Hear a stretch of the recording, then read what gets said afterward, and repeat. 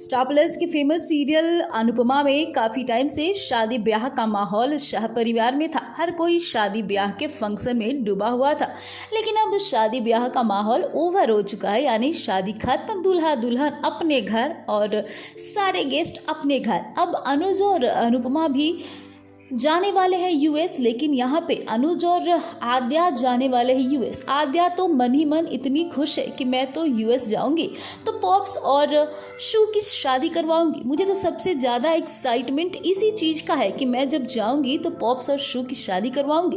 वो पूरे फ्लाइट इसी बात को सोचते हुए जा रही है कि कितना अच्छा होगा, मैं कौन सा ड्रेस किस फंक्शन में पहनूंगी। लेकिन आद्या को तो ये बात पता ही नहीं है कि अमेरिका यानी कि यूएस में जाने के बाद उसे क्या देखने को मिलेगा। जी हाँ, आद्या दरअसल जैसे ही जाती है यूएस वाले घर पे और जैसे ही वो लोग ताला खोलते हैं तो सामने उनका एक ऐसा मंजर होता है, जिसके बाद आद्या और अनुज दोनों चौंक जाते हैं कि आखिरकार ये क्या हो गया। दरअसल वो मंजर ये है कि उनके सामने बेहोशी की हालत में पड़ी हुई है श्रुति। सबसे पहले तो अनुज और आद्या ये समझ ही नहीं पाते हैं कि आखिरकार ये क्या हो गया। जी हाँ, वो कुछ समझ पाते कि वो एक दूसरे को देखने लगते हैं और कहने लगते हैं कि शू को क्या हो गया। शू तो कितने अच्छे तरीके से इंडिया गई थी और इंडिया से वापस आई, लेकिन अभी ये शू को क्या हो गया। जी हाँ, आद्या तो मन ही मन डरने लगती है और जैसे ही वो लोग जाते हैं शू को जगाने की कोशिश करते हैं, लेकिन श्रुति नहीं हिलती है। उसके बाद आद्या दौड़ कर जाती है, किचन से पानी लेकर आती है और जैसे ही पानी की छींटे श्रुति के चेहरे पे अनुज मारता है, श्रुति होश में आ जाती है।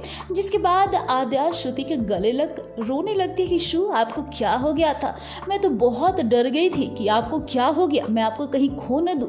शू, मैं आपसे बहुत प्यार करती हूँ और आपको कभी खोने नहीं दूंगी, मैं हमेशा आपके पास रहूंगी। जी हाँ, इस तरीके से आद्या का शू के प्रति व्यवहार देखकर श्रुति को बहुत अच्छा लगता है और श्रुति कहती है कि मैंने तुम्हें बहुत मिस किया, तुम कभी भी मुझे छोड़कर मत जाना।